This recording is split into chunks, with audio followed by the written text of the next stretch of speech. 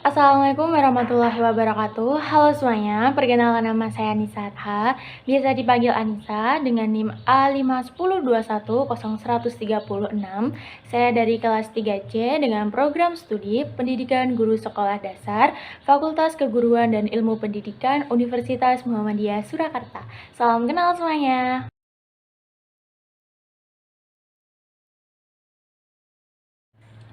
Nah, baik teman-teman, untuk di video kali ini saya akan menjelaskan materi tentang keragaman budaya yang bagaimana itu merupakan materi untuk kelas 4 SD, yaitu tentang keragaman budaya.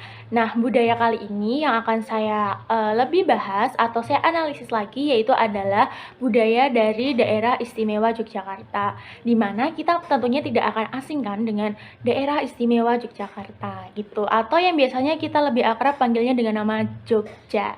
Nah, langsung saja kita simak ke video berikutnya. Oke teman-teman, jadi di video kali ini kan kita akan membahas tentang analisis kebudayaan masyarakat daerah istimewa Yogyakarta. Namun sebelum kita memulai membahas budaya-budaya atau keragaman budaya yang berada di wilayah Yogyakarta, alangkah baiknya nih kita lebih mengenal dulu apa itu tentang daerah istimewa Yogyakarta atau Jogja itu di sebelah mana sih, Jogja itu apa sih gitu. Jadi sebelum kita masuk ke materi keragaman budaya, saya akan menjelaskan tentang daerah istimewa Yogyakarta terlebih dahulu. Daerah Istimewa Yogyakarta atau DIY merupakan sebuah provinsi di Indonesia yang terletak di bagian selatan dari Pulau Jawa. Daerah Istimewa Yogyakarta merupakan provinsi terkecil kedua setelah dari Provinsi DKI Jakarta, dan secara administratif meliputi 4 kabupaten dan 1 kota madya. Di antaranya yaitu Kabupaten Kulon Progo, Kabupaten Bantul, Kabupaten Gunung Kidul, Kabupaten Sleman, dan Kota Yogyakarta. Yogyakarta pun juga dijuluki dengan istilah Never Ending Asia, yang berarti keindahan Asia yang tiada tara. Dapat terlihat jelas dengan bagaimana banyaknya masyarakat luar menilai bahwa kota Yogyakarta sebagai tujuan wisata yang memberikan kesan liburan yang luar biasa. Materi yang pertama yaitu jenis tarian.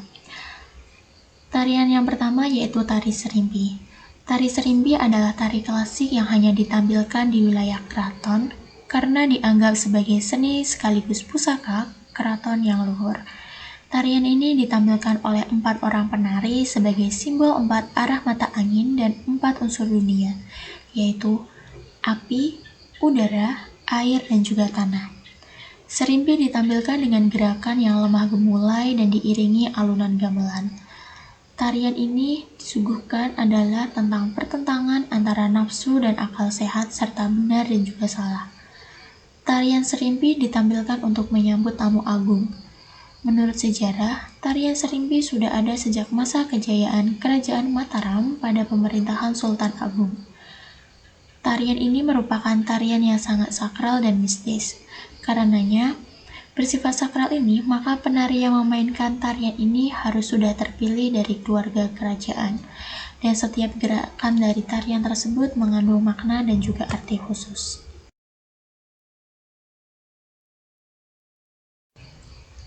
Nah, jenis tarian yang kedua adalah tari kumbang. Tarian ini menceritakan sepasang kumbang jantan dan betina yang saling kejar-kejaran lalu terbang ke sebuah bunga untuk menghisap sari bunganya di sebuah taman. Kumbang jantan dan betina pun saling memadu kasih diiringi dengan suasana terkesan romantis. Karenanya, penonton diajak untuk berimajinasi dengan suasana begitu tenang dan juga romantis. Tarian yang terakhir yaitu tari golek anyun-anyun. Tari ini digunakan untuk menyambut tamu agung dalam acara-acara besar di Yogyakarta. Tarian ini menceritakan tentang wanita yang beranjak dewasa, kemudian mereka merasa senang dengan kegiatan bersolek atau mempercantik diri.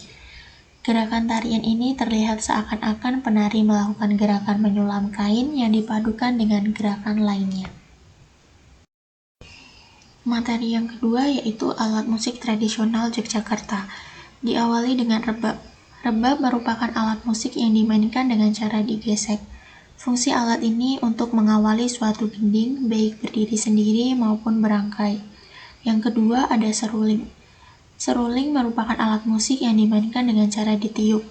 Fungsi alat musik ini sebagai penghias lagu pokok yang mengisi sela-sela gending, dalam kerjasama yang harmonis dengan gambang, gender, rebab, dan alat tetabuhan halus lainnya. Yang ketiga ada honang atau bonang.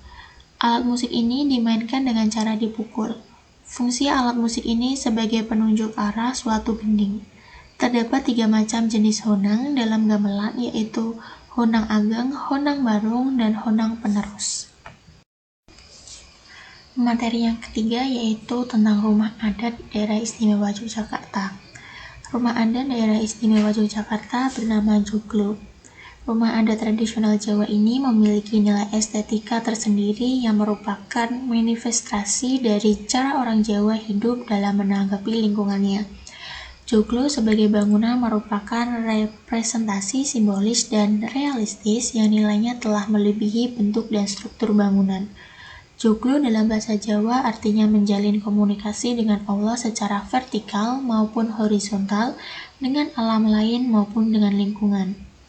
Susunan rumah tradisi Jawa disebut joglo meliputi pendapa, pringgitan, dalem, dapur, gandok, dan gadri. Materi yang keempat yaitu tradisi Yogyakarta yang masih berjalan hingga saat ini. Yang pertama ada sekaten, merupakan upacara tradisional yang diselenggarakan untuk memperingati Nabi Muhammad SAW yang diadakan setiap tanggal 5 sampai dengan 11 Rabiul Awal. Selain itu, ada pula puncak dari acara ini, yakni acara Grebeg Maulud, yang ditunjukkan sebagai bentuk syukur pihak istana dengan keluarnya sejumlah gunungan untuk diperebutkan oleh masyarakat.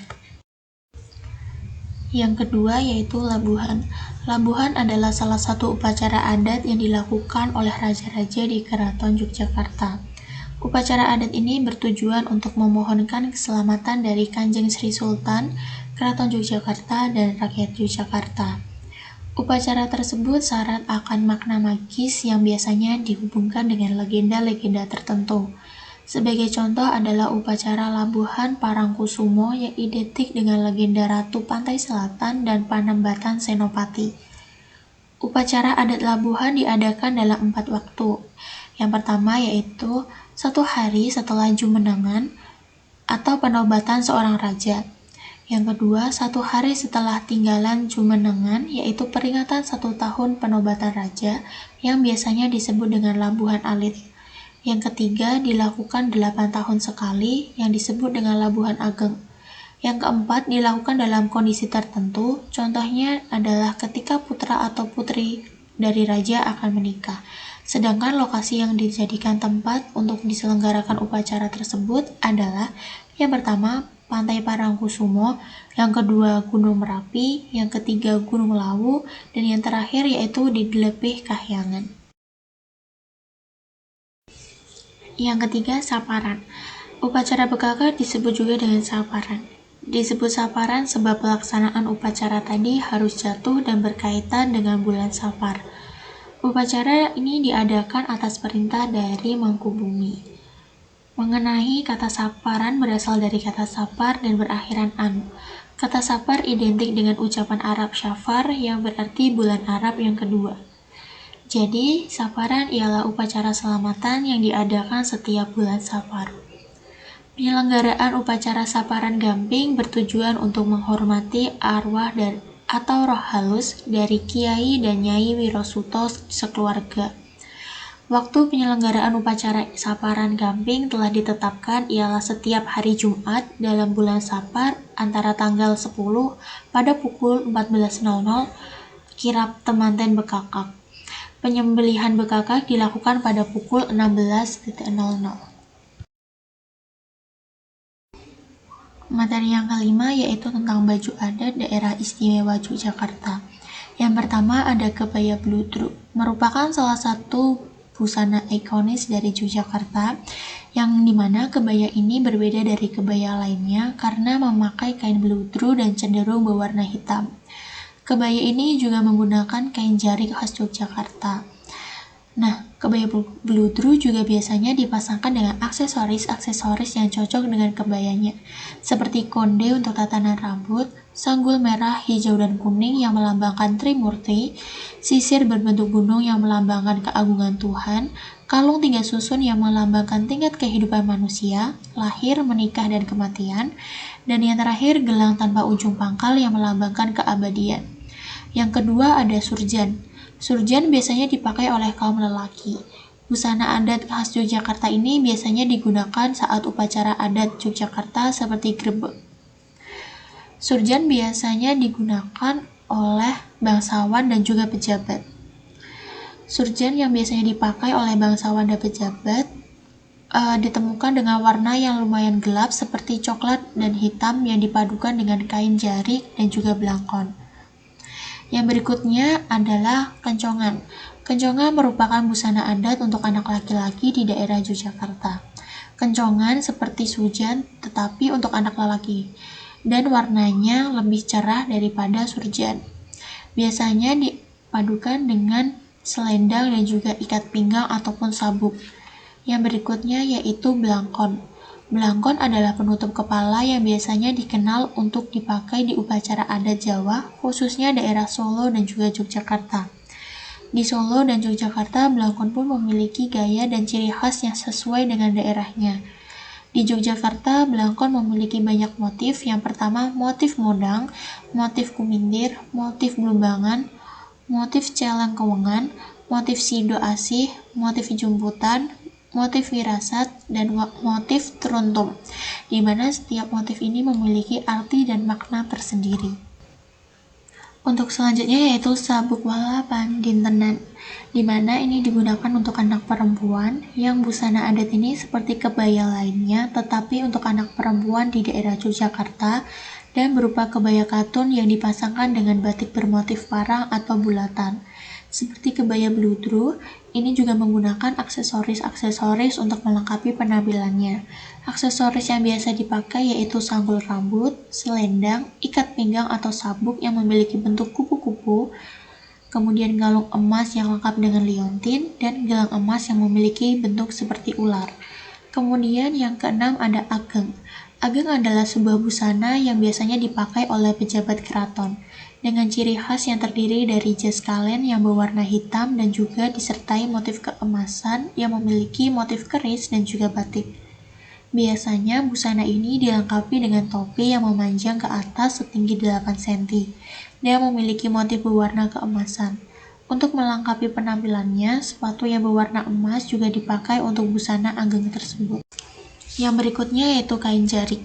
Kain jarik adalah kain batik dengan motif yang unik dan khas di Pulau Jawa. Kain jarik terkenal di Jawa, khususnya di Yogyakarta, di mana busana adatnya biasanya memakai kain jarik untuk melengkapi penampilan busana adatnya. Kain jarik sampai saat ini masih populer, sampai bisa dibilang menjadi hal yang ikonis untuk memakai busana dengan kain jarik. Materi yang keenam yaitu permainan tradisional khas Yogyakarta. Yang pertama yaitu adu kemiri. Papan adu kemiri ini berbentuk seperti dalkon yang terbuat dari kayu yang di tengahnya terdapat cekungan tempat kemiri yang akan diadu. Terdapat lubang-lubang kecil-kecil tempat meletakkan kemiri berjumlah 72 buah. Pada umumnya, permainan ini dilakukan oleh orang dewasa dengan jumlah pemain minimal 2 orang. Yang kedua adalah bekel. Bekel adalah permainan dengan menggunakan bola yang dimana bolanya terbuat dari karet yang mempunyai ukuran sebesar bola pingpong.